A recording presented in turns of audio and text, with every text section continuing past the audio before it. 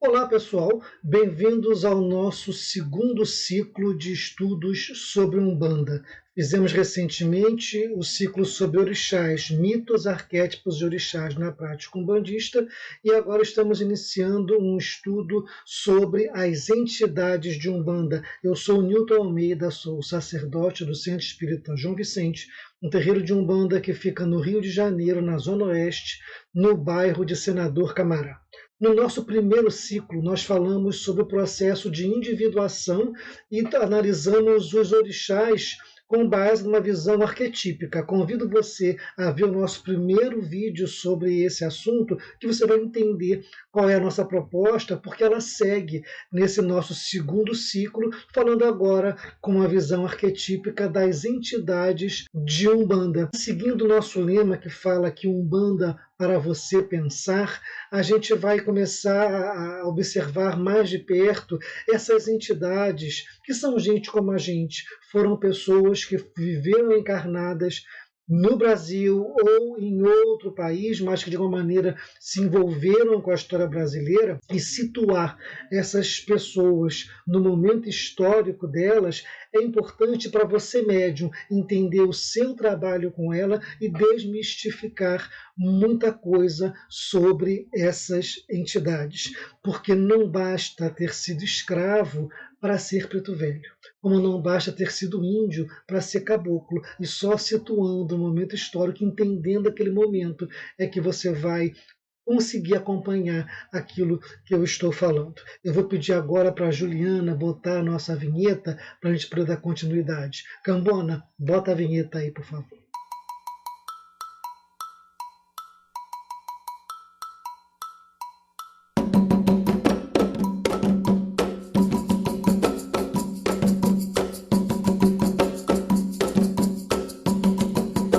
Então, pessoal, seguindo aqui o nosso estudo, vamos falar um pouquinho sobre um mapa celeste. Os navegadores, quando eles fazem a viagem deles, eles vão de um porto a outro e eles seguiam pelas estrelas. Tem um mapa celeste, eles sabem que seguindo tal estrela, saindo de tal porto, eles vão chegar no destino que eles escolheram. Quando a gente fala em orixás, a gente está falando em deuses, a gente está falando em estrelas, né, que guiam o nosso futuro, que guiam a nossa existência. O navegador, ele sabe que ele nunca vai chegar na estrela, ele se utiliza da estrela para chegar no porto que ele quer.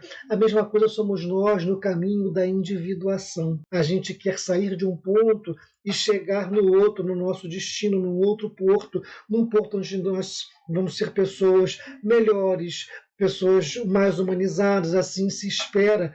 E a mesma coisa, então, como uma navegação, a gente seguia pelos orixás, pelas estrelas, para chegarmos lá. E as entidades, elas são os heróis que chegaram à nossa frente, seres humanos, gente como a gente, que nos falam, olha, se eu cheguei aqui, você também consegue chegar. É isso que faz deles os nossos guias. Foram seres humanos que passaram por experiências e a gente segue o caminho que eles trilharam. A gente não precisa viver a vida deles, mas nós podemos, através deles, saber se alguém chegou lá, eu também posso chegar.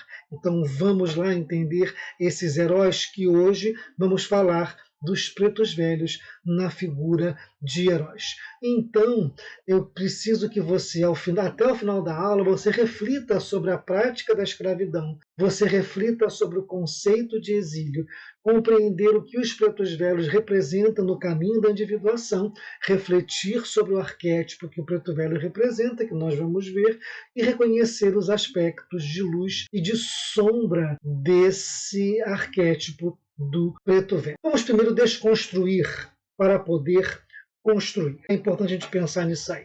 Quando a gente fala em preto velho, a gente fala em escravidão. E quando a gente fala em preto velho, a gente aprendeu que preto velho simboliza a humildade, caboclo simboliza a lealdade, criança simboliza a pureza. Só que se você pensar bem, um espírito evoluído, um espírito de luz, ele agrega essas três coisas. Ele é humilde, ele é leal e ele é puro no sentido dele acreditar na pureza do ser humano, que o ser humano pode vir a ser puro. Não é uma inocência de desconhecimento, mas é uma inocência de seus atos serem inocentes, buscando acreditar no ser humano. É essa a inocência que a gente fala.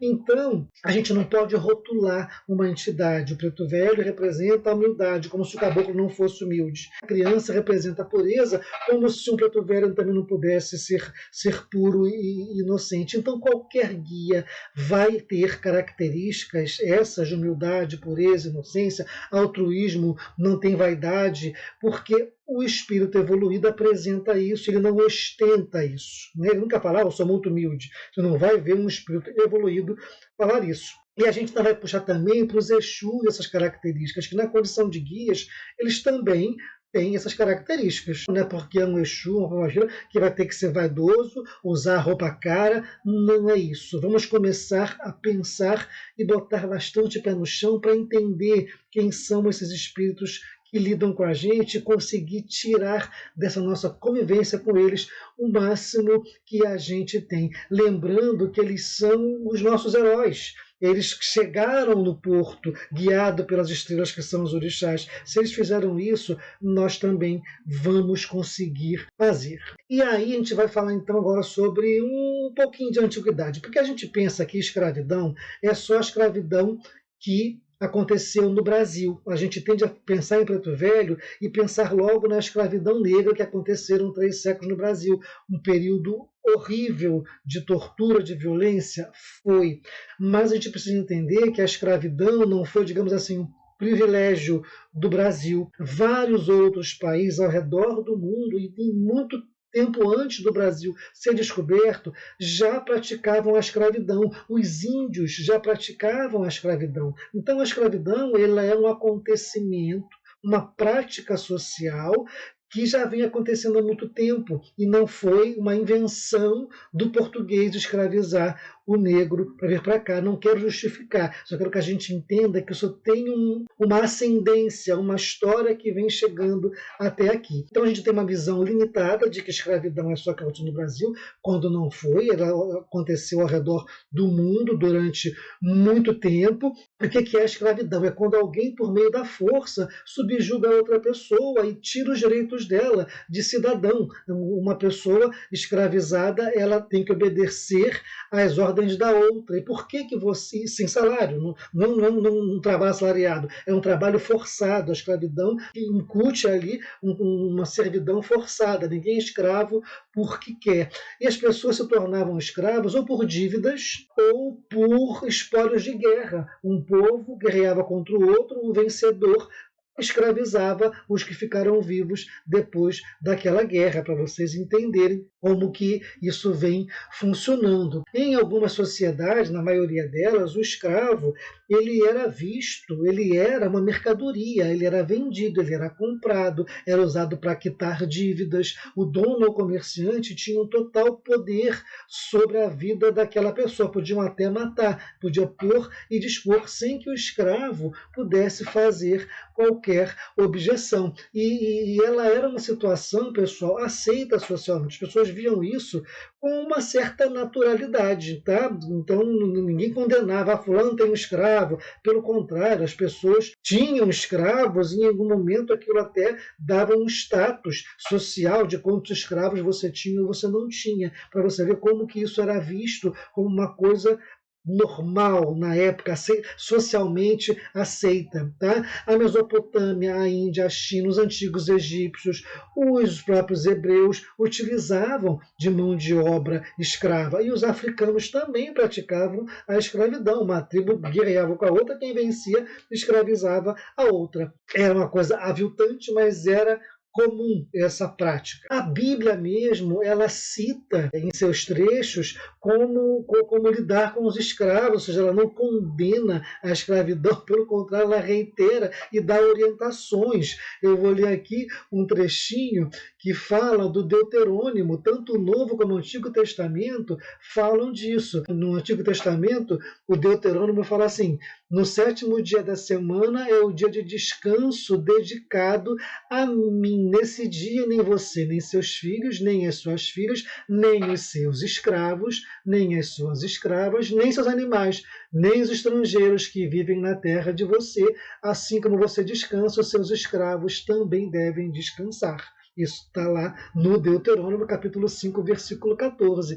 E no Novo Testamento também fala de um relacionamento também visto a escravidão como uma coisa aceita. Ele fala em Efésios, capítulo 6, versículo 5. Vós, servos, obedecei a vossos senhores segundo a carne, com temor e tremor, na sinceridade de vosso coração, como a Cristo. Então, para a gente ver que, inclusive lá na Bíblia está a citação de como a relação senhor-escravo funcionava. A exploração do trabalho escravo, pessoal, gerou lucro. Uma prática econômica que muito lucrativa. Por isso que no período do Brasil colonial, tanto se escravizou gente, porque era lucrativo pra caramba você ter escravos, uma sociedade baseada na escravidão prosperou. Tá? Foi em cima do trabalho escravo que se construíram monumentos, que se abriram estradas, que se construíram diques. O mundo prosperou em cima do trabalho escravo. Eu quero mostrar para vocês umas figuras falando que a escravidão não foi só a escravidão negra. Tá? Nós temos aí uma gravura de um pintor francês chamado Jean-Léon Gérôme, retratando um mercado de escravos. Aqui está uma escrava branca sendo exposta para venda. Nós temos aqui num porto romano, né, escravos de várias procedências. Tem uma pessoa negra aqui, tem uma pessoa branca aqui. Então, nesse sentido aí, não havia só a escravidão do povo africano. Tá? Os próprios hebreus foram escravizados durante bastante tempo. Nós temos também aqui uma outra figura, uma escrava, tendo os dentes avaliados para saber se ela estava saudável. E tinha aqui esse senhor, um comerciante de Meca, com o seu escravo branco. Que vocês então tenham essa percepção de que a escravidão graçava e graçou durante muito tempo aí entre a gente. O que mais eu quero falar para vocês? Eu quero falar então da escravidão colombiana, porque também cá nas Américas, no lado ocidental do mundo, existia escravidão. Nas civilizações asteca, inca e maia, os escravos eram obrigados a permanecer como toda a vida, como pagamento de dívidas. Eles podiam até mudar de classe social, mas continuavam sendo escravos e pagando tributo ao imperador, ao rei, ou como se chamava, nessas sociedades. Eles recebiam até uma propriedade rural, produziam, mas tinham que pagar mais do que o cidadão comum. Existia uma relação de escravidão também aqui nas Américas. Tá? E quando eu falo América, eu falo todas elas, a Norte, Central e Sul. Os índios brasileiros praticavam a escravidão como os prisioneiros de guerra. E como os índios brasileiros, em sua maioria, eram canibais, os escravizados iam lá, trabalhavam de maneira forçada, lógico, mas eles sabiam que eles tinham um prazo de validade. Alguns escravos das tribos dos tupinambás, que eram canibais, eles até chegavam a casar com índias daquela tribo que o escravizava, mas eles sabiam que lá um belo dia o chefe ou o pajé ia determinar que ele ia virar a janta. Ia ter um ritual, né, antropofágico, e aquela pessoa ia ser comida, porque eles praticavam isso, que consagravam a carne do inimigo, como se estivesse assimilando, né, a sua força. Então, aquele escravo do índio ia ser consumido de alguma maneira. Mas eu só quero falar que os índios brasileiros também praticavam a escravidão. E o índio não fugia se ele fosse escravo, porque voltar para a tribo era uma desonra. Já que ele tinha perdido a guerra, ele tinha que seguir o destino dele. Então, era um ato de covardia suprema, extrema, você fugir da sua escravidão. Isso era uma prática cultural muito forte entre eles. Vamos falar então agora do tráfico negreiro. Eu quero mostrar para vocês aqui esse mapa. Estou passando aqui o mouse em cima do mapa. Vocês estão vendo aqui o território africano. Vocês têm essas setas azuis em direção à América do Sul e do Norte, e tem essas setas vermelhas em direção à Europa e à Ásia. O que isso significa? Que o tráfico negreiro não se dava só da África para as Américas, existia também o tráfico lá para a Europa. Vocês terem essa noção ainda mais clara de que a África foi um grande exportador de escravos. Existiam aqui guerras intertribais super sérias, e o que o europeu fazia? Se aproveitava dessa divisão política para transformar essa gente em mercadoria. Isso foi um mercado horroroso, tá? Mas aconteceu. Mas eu quero deixar claro, não era só da África para as Américas, tinha também da África para a Europa. E esse tráfico ocorreu ao redor do mundo todo. Outra coisa que eu quero mostrar para vocês, esse forte aqui, isso aqui é um forte que fica no Senegal, se eu não me engano, e ele era como uma espécie, era não, o último porto onde os escravos pousavam na África depois de serem distribuídos para as Américas nesse caso. Tá? Então iam vir para o Brasil, iam para a América Central, aqui se reuniam todos esses povos que foram escravizados e aqui eram distribuídos, entravam no navio negreiro e nunca mais voltavam. Temos também aqui, está vendo aqui, isso aqui é o Daomé, né? A gente já viu isso nas aulas de orixás, mas aqui tem uma cidade chamada Ajuda, ou daqui traduzido como Ajuda para o português, foi também um porto de saída muito usado, onde os escravos chegavam aqui e não mais voltavam, tanto que aqui existe um lugar chamado Porto do Não Retorno. Esse portal aqui é um monumento em homenagem aos que foram escravizados durante tanto tempo, significando que quem passava por esse portal não retornava mais. Existe também essa árvore entalhada com essas pessoas aqui sendo escravizadas, chamada Árvore do Esquecimento, porque a pessoa, quando passava por esse porto, ela perdia a identidade dela. Ela dava voltas aqui, não sei quantas, 7 ou 8, e a cada volta ela desfazia um laço familiar, um laço cultural, perdia a sua identidade para ir numa viagem sem volta. Vejam que coisa esquisita, né? Essa desvinculação da pessoa de sua história, de sua personalidade, é uma história muito triste, que essa gente toda aí passou. É importante a gente conhecer isso para entender até o preto velho, entender o escravo no Brasil. Isso faz parte para a gente poder assimilar e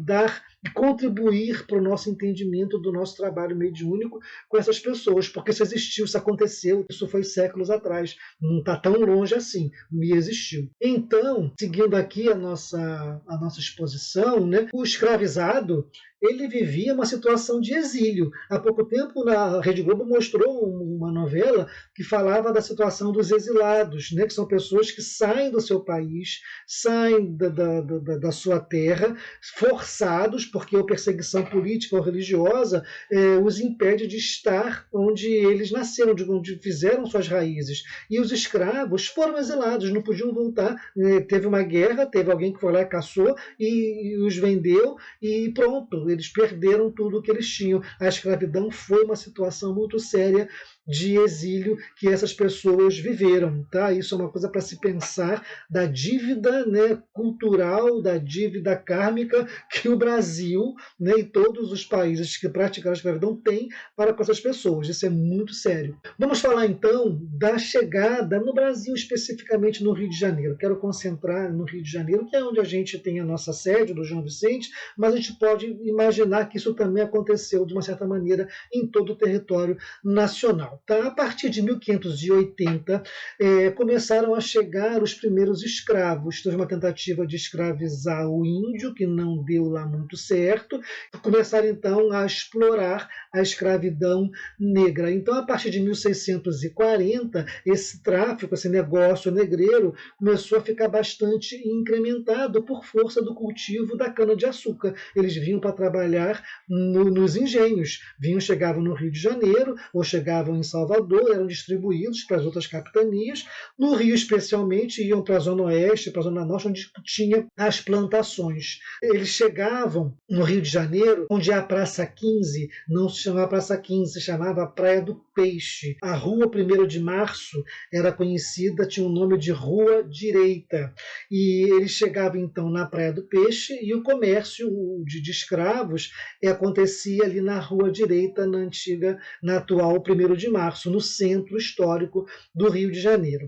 O que aconteceu? Eles chegavam cansados, doentes, tá? Muito mal de saúde, era uma coisa horrorosa, e a elite que frequentava ali o local ficava incomodada com aquelas pessoas maltrapilhas, mal cheirosas, chegando ali doentes aonde eles estavam passando. E o que aconteceu? O vice-rei achou por bem transladar esse comércio para uma zona mais afastada do então centro, que foi lá para a Praça Mauá, o chamado região do Valongo. Quem conhece o Rio sabe o que eu estou falando, que ali passou então a ser o comércio de escravos. Mas o que acontecia? Não tinha cais, então eles tinham que chegar de qualquer maneira na Praia do Peixe, na atual Praça 15, passavam pela alfândega e eram transportados de bote até a praia, ali onde fica o atual Cais do Valongo. Tá? O vice-rei que teve essa ideia, ele foi em 1774, a título de curiosidade,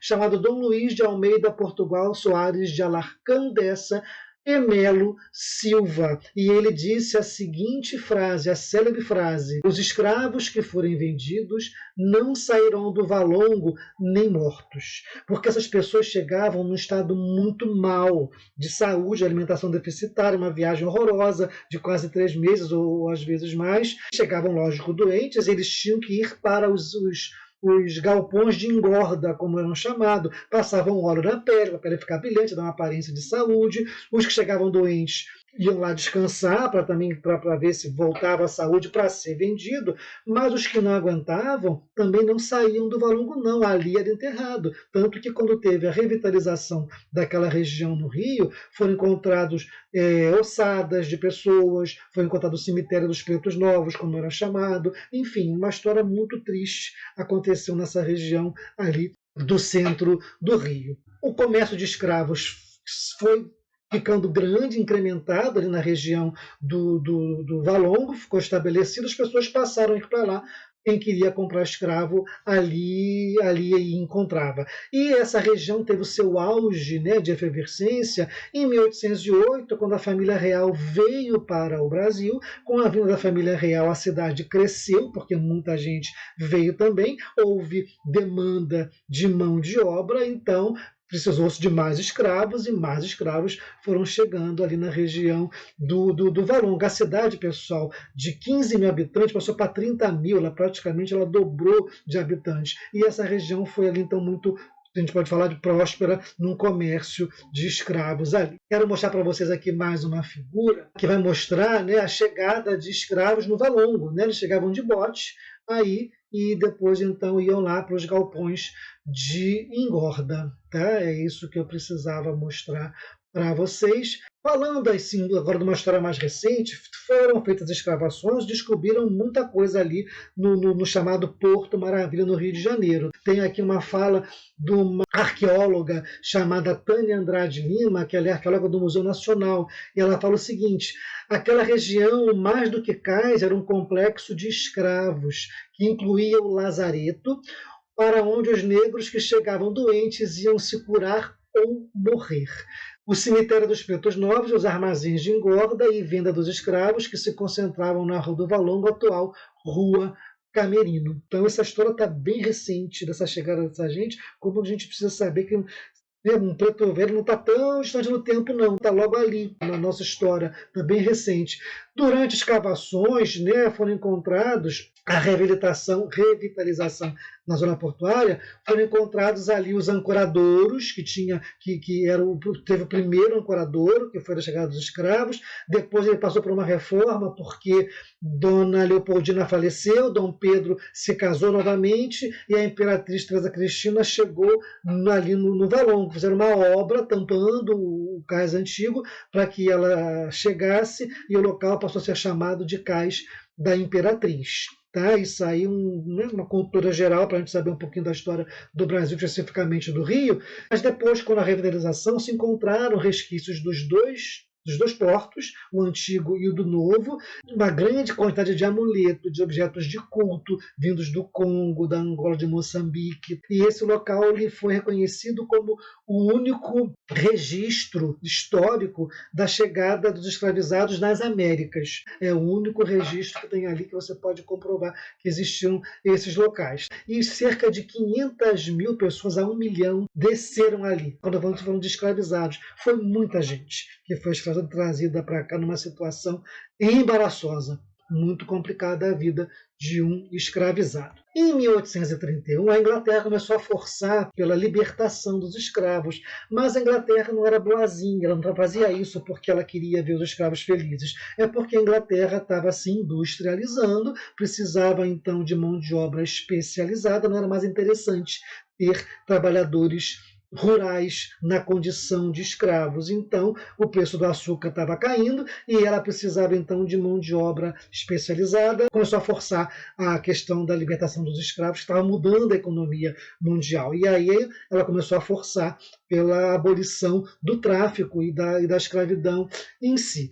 Isso gerou aí vários atritos, várias confusõezinhas. Lógico que o ser humano sempre encontra saídas, né, para essas crises, e criaram postos clandestinos e eles continuaram a chegar aqui de maneira clandestina para serem comercializados. Tem aqui mais uma figurinha para mostrar para vocês, para ilustrar, que são os armazéns de engorda e de venda. Tá? Aqui está detalhes das ruas do Rio de Janeiro no centro, os escravos aqui sendo expostos, e os galpões, onde as pessoas iam lá escolher, né, escravos elas iriam comprar, para a gente tentar aí ter uma visão mais real de como que era a questão da escravidão. A gente acha que foi sofredor, foi escravo, mas o negócio pegou, o bicho pegou para essa gente, tá? Não foi fácil para a gente entender e ter mais respeito aí por essas pessoas que passou por essa situação toda. Gente, depois que o escravo era comprado, ele tinha 3 destinos básicos, tá? Ele podia ser um escravo de eito, um escravo doméstico ou um escravo de ganho. Então, a gente pensa que escravo foi só na lavoura,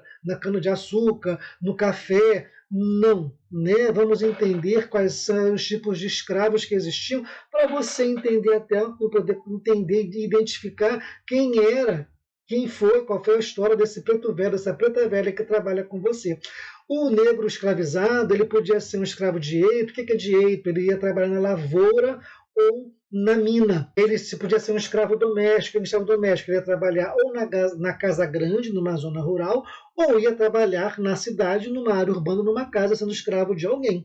Ou ele ia ser um escravo de ganho. O que é um escravo de ganho? O escravo de ganho, ele tinha uma especialização. Ele sabia costurar, ele sabia vender, ele era alfaiate, ele era marceneiro, ele era pedreiro. Então, o senhor dele aproveitava esse saber desse escravo e ele ia para a rua para trabalhar e ele ganhava pelo que ele vendia, pelo que ele fazia, e ele dividia, ele dava uma parte do seu ganho para o seu senhor e ficava com uma parte. Era uma espécie de um trabalhador assalariado, mas ele era escravo, não tinha lei trabalhista que defendia ele.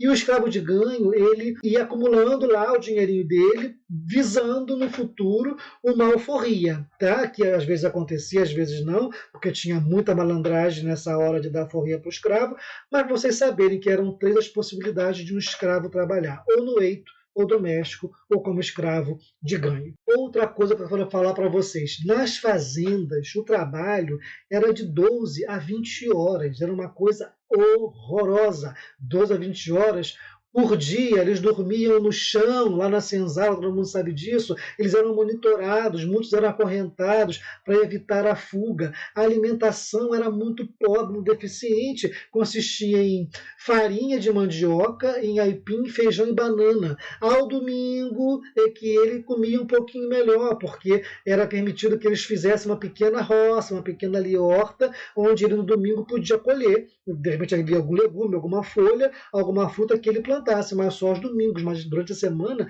a alimentação era muito ruim, então ele completava só no domingo com o que ele conseguisse tirar da pequena rocinha que ele tinha. Tá? O trabalho no engenho era mais pesado do que o trabalho na plantação.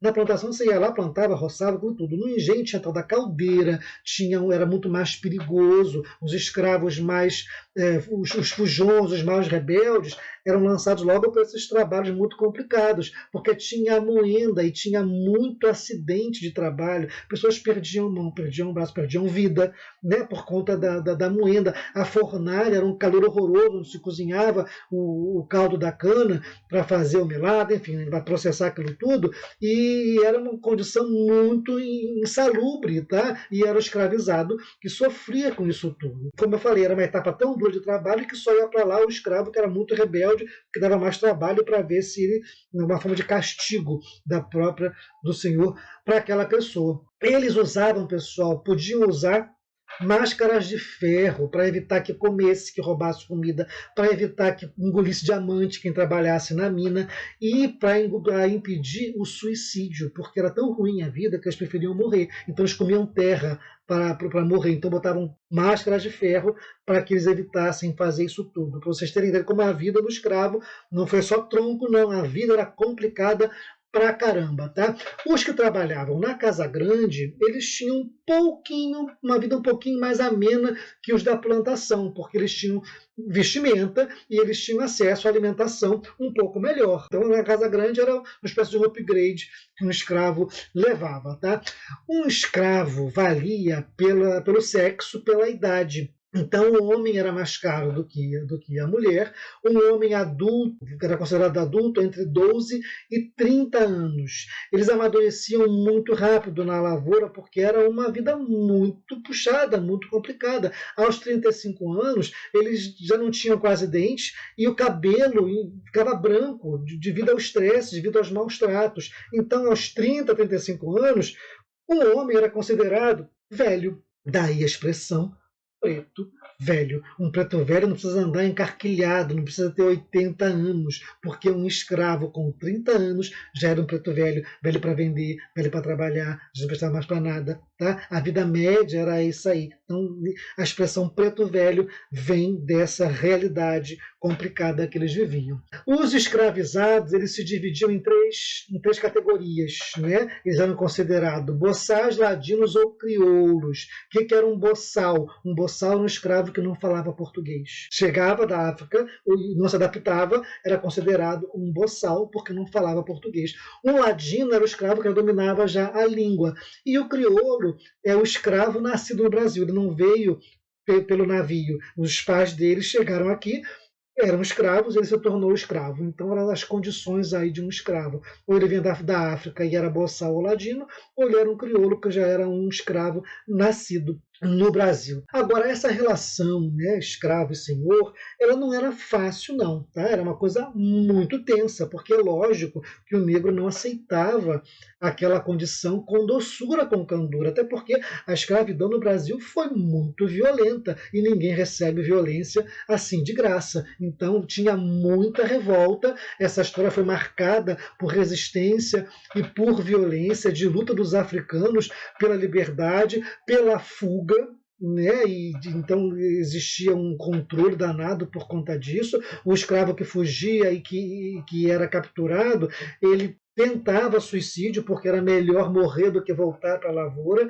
E tem dois episódios que marcaram, que são muito emblemáticos dessa revolta, dessa não aceitação da condição, que é a formação do Quilombo dos Palmares, super conhecido, né, chefiado lá por Zumbi, mas também tem uma revolta que ocorreu em Salvador, chamada Revolta dos Malês, muito interessante. Ela tinha uma proposta de uma revolução. Então sugiro que vocês busquem lá no Google, tá? Sugiro o canal Buenas Ideias, que tem muita clareza quando fala sobre a história do Brasil especificamente, que fala da Revolta dos Malês. Vai lá que vocês vão gostar e vão alimentar a cabeça de vocês de cultura, de história, e vão entender mais ainda sobre essa situação. Existiu, pessoal, existia logo que vingança de escravos, existia revolta, e não era raro tal caso de escravos matando feitores ou até matando os senhores de engenho, especialmente os senhores que tinham fazendas menores, que não tinham feitores para fazer a interface entre ele e o escravo, quando era o próprio senhor que ia lá, podia acontecer numa revolta, numa briga, numa coisa mais esquisita, num ânimo mais acirrado do escravo matar o senhor. Isso aí aconteceu, tá? Isso acontecia pra caramba. Existe também uma relação que não é só de violência. O tempo foi passando e foi criando uma situação até de cumplicidade, especificamente quando o escravo era doméstico. O escravo rural, que ficava lá no campo, na senzala, que quase não tinha contato com o senhor, era diferente, mas o escravo doméstico que convivia com a criança, amamentava a criança, convivia com o idoso, enfim, aquela relação escravo-senhor, ela mesclava, ora, o poder e a crueldade, ora, a cumplicidade, e às vezes até, sei lá, uma afeição, um reconhecimento pelos serviços prestados. Estou falando isso baseado num estudo de uma mestranda lá do Maranhão, chamada Nina Michele Bastos Santos.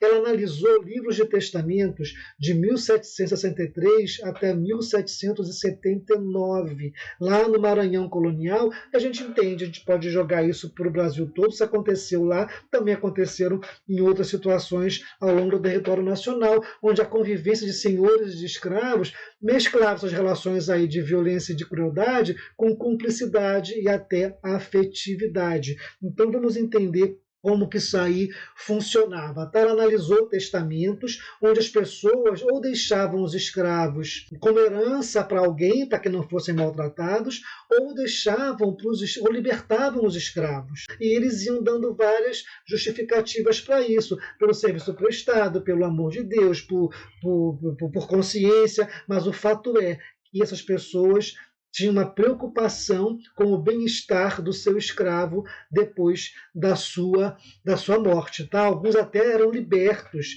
com a morte do seu senhor. Então, ela analisou aí essas situações e fez aí toda uma tese em cima dessas relações aí difusas e complicadas da escravidão no Brasil. Algumas tinham uma causa restritiva, né? Ele tinha, para ser liberto, tinha que passar por tantas e tantas coisas, mas enfim, existia uma cumplicidade. Eu vou pegar aqui algumas transições desses textos para a gente entender onde é uma pessoa que fala, em primeiro lugar, peço ao moço José Bruno que crie em minha casa, em segundo lugar, reverendo Souza, queiram por serviço de Deus e por me fazerem serem meus testamenteiros, que não haja dúvida alguma sobre o meu testamento, por ser filho de uma minha escrava, Simone Silvana, desde já dou liberdade. Então, a pessoa morreu e deu liberdade para o escravo. Tem um outro caso de uma pessoa que fala, faço que o negro Francisco, que faço menção neste meu testamento, lhe tenho passado carta de alforria, pelo amor de Deus, pelo bom serviço que me tem feito e lealdade com que tem servido e pelo amor com que criou os meus filhos. Tá? Outra situação fala que ele possui vários escravos e que ele estava ali preocupado com a sua situação após a morte. Ele fala, declara que os escravos acima, tendo nomeados, estando em companhia de meus testamenteiros, lhe seguirão o tempo de 6 meses para dentro deles buscarem senhores que os comprem à sua satisfação, e os ditos meus testamenteiros os venderão pelo que justamente forem avaliados, dando-lhe algum tempo aos compradores que virem convenientes para a satisfação do seu preço e que assim lhe permitam pelo bom serviço que me tem feito. Ou seja, ele não libertou os escravos depois da morte, mas ele deu 6 meses para que os escravos escolhessem para quem eles queriam serem vendidos, buscando aí um bem-estar, se a gente pode falar isso, para o escravo. E tem ainda uma outra situação que fala, devo ao meu escravo Francisco Mandinga 40 mil réis, os quais meus testamenteiros pagarão com toda a brevidade na dita quantia ao dito escravo. Então, essas relações, né, que permearam são bastante, eu acho isso muito interessante para ver como que era dúbia, né, essa relação de crueldade e de carinho, muito esquisito essa situação. Seguindo aqui com a nossa... Vamos falar da alforria, a nossa aula. O que era a alforria? Era a liberdade do escravo.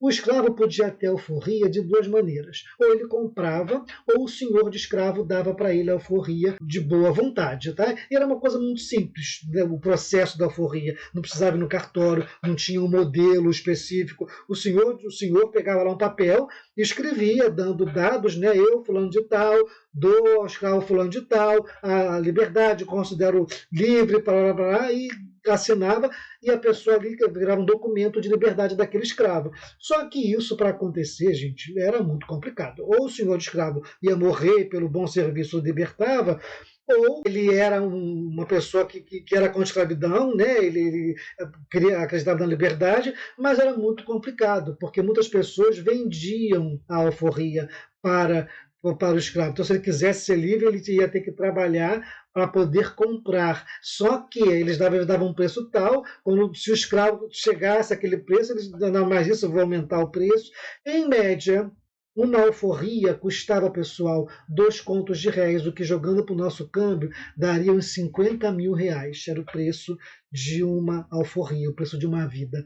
Tá? Naquela época. Mas era uma opção, não era uma opção, uma possibilidade, né, de um escravo vir a ser livre. Tenho aqui um exemplo aqui de uma carta de alforria, não dá para ler muito bem, mas era simples assim, tá? Um texto curto falando que a partir daquela data a pessoa estava liberta. Essa era a condição da alforria de um escravo. Os escravos de ganho tinham mais condição de conseguir isso, os que trabalhavam em mina também ficavam de olho nele por conta dele de não roubar diamante, não roubar ouro, para poder comprar sua alforria. Mas o mais interessante é que alguns escravos forros, assim eram chamados escravos que tinham alforria, eles tinha um escravo. O escravo forro, que tinha uma certa situação, que conseguia acumular algum dinheiro, ele acabava comprando escravo, porque era natural, era uma situação normal da época, era cultural você ter escravo. Chica da Silva tinha escravos, entendeu? Como que é estranho, né? Uma pessoa que foi escravizada, ela também fazia uso desse serviço, né? Porque era uma coisa que era praticada comumente na sociedade. Gente, nesses 3 séculos de escravidão, que foram mais ou menos 338 anos, tá, de escravidão, a gente estamos aqui imaginando, então, quem são os pretos velhos? Eu já pintei o quadro, né, nuances do quadro da época, como que era a sociedade, como funcionava, como que vivia um escravo, como ele chegava, como é que funcionava aquilo tudo. Então, nesses 3 séculos aí de escravidão, né, os senhores de escravos e os escravos povoaram o solo e o astral brasileiros. Por que eu falo isso? Antes de 1500 só morava aqui quem? Índio. Que povoava o solo e o astral brasileiro? Índio. Depois de 1500 começaram a chegar aí os portugueses para colonizar, e aí começaram a chegar pessoas no solo brasileiro, chegavam pessoas e morriam pessoas no solo brasileiro, o astral brasileiro passou a ser povoado por índios e por estrangeiros que vinham.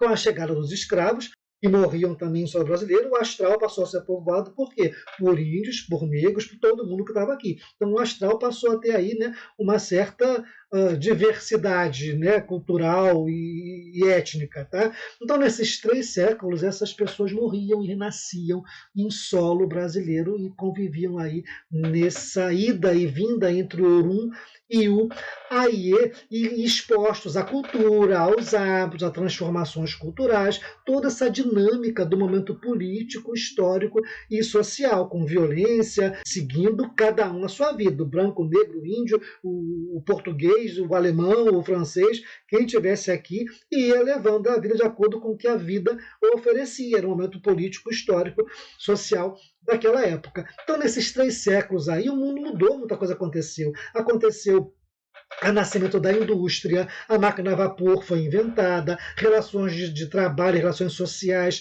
foram aí ganhando vulto, ganhando modificações, a política também foi sendo influenciada pelas invenções, pelo mercado de trabalho. Lá na França, o iluminismo começou a influenciar as ideias abolicionistas, e tudo isso as pessoas expostas a isso, ouvindo falar, indo contra, indo a favor, e o ser humano com isso crescendo, individuando, né, sofrendo, perdoando, odiando, todo mundo nesse mesmo barco. E aí, então, é isso que eu falo, não basta você ter vivido uma vida de escravo para você ser considerado um preto velho.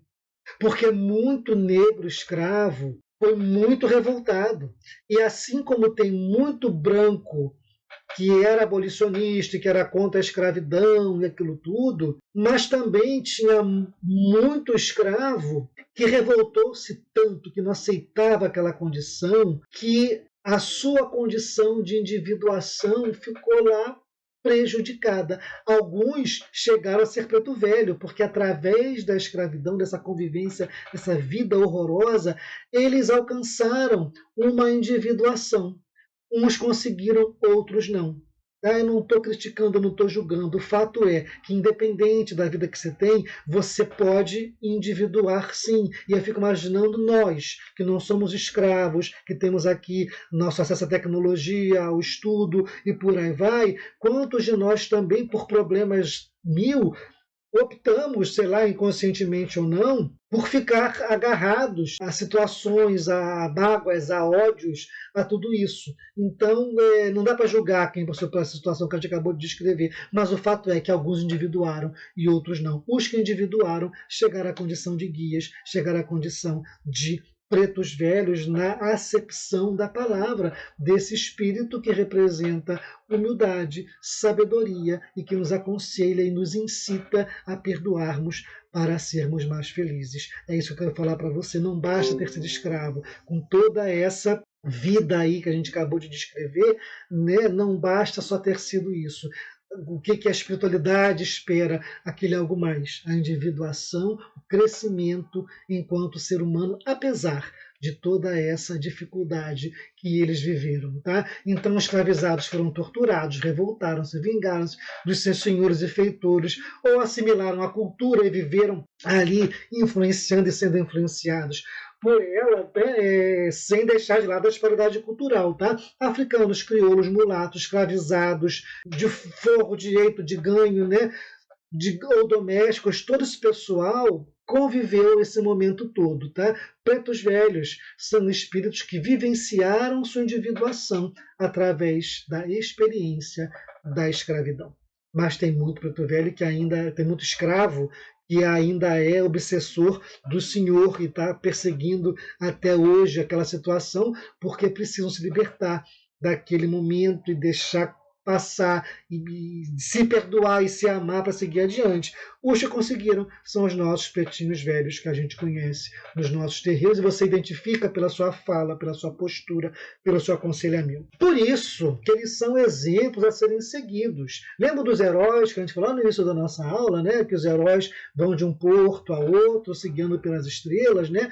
Esses pretos velhos são os nossos heróis que com todas as dificuldades chegaram de um momento de um humano para outro, melhorados, humanizados, e estão aí nos orientando. Quantos desses pretos velhos, quem sabe, não foram nossos escravos que nós maltratamos, eles hoje estão aí se utilizando da gente, trabalhando com a gente para nos fazer crescer. Não significa que todo mundo tem que passar pela situação de escravo. A escravidão é horrorosa, é abominável, é crime, tá? Mas significa que, independente da dificuldade, a nossa experiência encarnatória, a individuação, ela é sempre possível. Vamos falar então do arquétipo do preto velho. O arquétipo do preto velho, gente, é aquela pessoa que se libertou.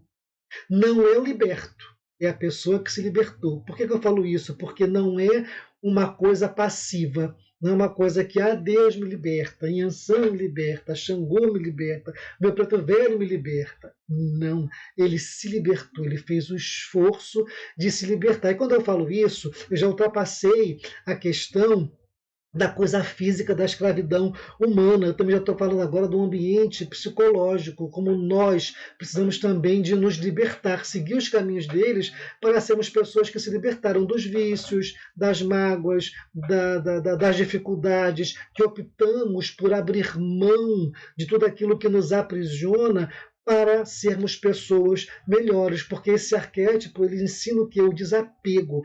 A posição mais poderosa, talvez, que um ser humano possa ter na vida é a postura de quem se desapega, que quando você se desapega, você fica muito menos ansioso, você não quer controlar nada, você quer simplesmente aprender com a vida para você ser uma pessoa melhor. Então você não quer se segurar a uma pessoa para mudá-la, você não quer mudar o mundo, você entende que é você que tem que se transformar para você ser melhor. Então o desapego tira grilhões de cima de você, porque você não está mais preocupado em mudar ninguém, mas sim em ser transformado na grande obra da individuação. É essa a ideia. Desapegar-se não é que você vai deixar de amar, deixar de gostar e deixar a vida te levar. Não é isso. Desapegar-se é você saber que a tua felicidade não depende do resultado que você quer alcançar. A sua felicidade depende do caminho que você está trilhando e aprendendo com ele. Porque enquanto você colocar a dependência de algo para ser feliz, você nunca vai ser feliz. Você tem que ser feliz independente daquele resultado que vai chegar, que ele pode chegar ou não. Então seja feliz agora. Que se não for para ser feliz agora, vai ser quando? E aí o Preto Velho nos ensina isso, esse desapego para que a gente possa crescer mais libertos de tudo que atrapalha a nossa vida. Quem nunca teve na vida aquele momento, né, de se sentir vítima do mundo, de se sentir esquecido de Deus? Todo mundo passa por isso. Tudo isso é natural, isso faz parte do processo de crescimento. Mas quando você vê que quando você deixa de sofrer, deixa de lutar, porque sabe que tudo que acontece é para a tua melhora, você passa a aproveitar mais a viagem da vida. Tá? E começa a ser uma pessoa mais leve, mais tranquila, mais fácil de se viver. Você não vai ser indolente, você não vai ser indeciso nem indiferente, mas você vai aprender a viver com o ciclo da vida e perceber, tem coisas que eu controlo, tem coisas que eu não controlo. O que eu controlo, eu vou procurar viver da melhor maneira possível. E o que eu não controlo, eu vou procurar aprender com elas. Então, o que se libertou, ele também não está preocupado em seguir padrões de sociedade, padrões de consumo ou de certo e de errado. Ele não age certo porque ele vai ser premiado que vai ser certo, ou deixa de agir errado porque ele vai ter alguma sanção. Não. A pessoa que é desapegada disso tudo, ela age por princípio. Ela é boa porque ela sabe que ser bom é bom. Ela sabe que ser honesto é bom, ela sabe que ser justo é bom, ela age por algo que está dentro dela e não por fatores externos que mudam. A qualquer momento os parâmetros da sociedade mudam. E essa pessoa que se libertou, ela vai para os seus princípios. Vamos aos aspectos de luz e de sombra desses nossos queridos pretos velhos, que são o seguinte, né? Enquanto aspectos de luz, não estou falando que o preto velho é isso, mas a pessoa que está buscando o arquétipo do preto velho, tá? A pessoa, ela sente dor, mas ela está livre do sofrimento, porque a dor vai estar lá, mas você vai sofrer caso você se apegue a ela. Tá? Então você aprende com ela e deixa ela aí. Você planeja e trabalha por aquilo que você quer, mas com desapego de resultado. Se chegar lá, graças a Deus. Se não chegou, você aprendeu. Ou seja, você nunca perde. Quando você não ganha, você aprende, tá? A pessoa é honesta consigo mesma e com os demais. Ela é persistente sem criar expectativa exagerada, acredita na sabedoria, no fluxo da vida, ela não é dona da verdade.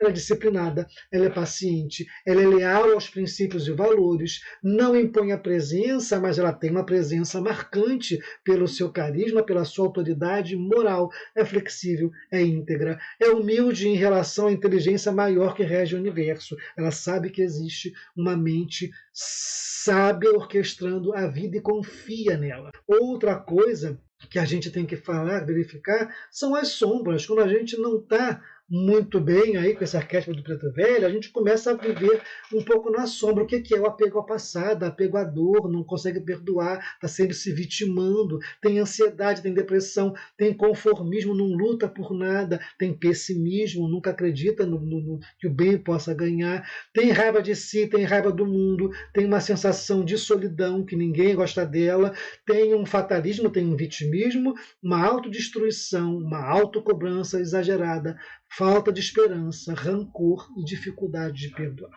Então, se você se identificou com alguma dessas luzes ou sombras, parabéns pelas duas situações. Se for pela luz, para você potencializar. Se for pela sombra, para você se reconhecer e buscar se transformar. Tá? Esse é o nosso recado desta nossa aula de hoje que eu tenho para passar para vocês, meus queridos acompanhantes desses ciclos de debates. Pessoal, então agora eu pergunto para vocês, né? Você já consegue identificar quem é o preto velho, quem são os pretos velhos e pretas velhas, baseado nos fatos históricos, baseados no arquétipo que a gente acabou de falar agora, daquele que se libertou, e sempre dando como base aquela condição dos heróis, que são aqueles que já chegaram num ponto, e se esses humanos, que pretos velhos foram seres humanos que viveram aqui, né? Se esses seres humanos chegaram nessa condição, nós também temos condições de chegar. Ele é aquele que foi lá adiante e falou assim: olha, eu consegui,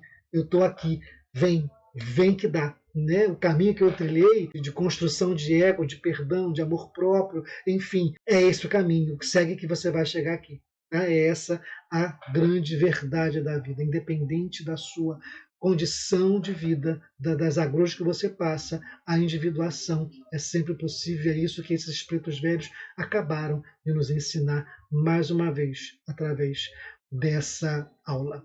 Tá bom?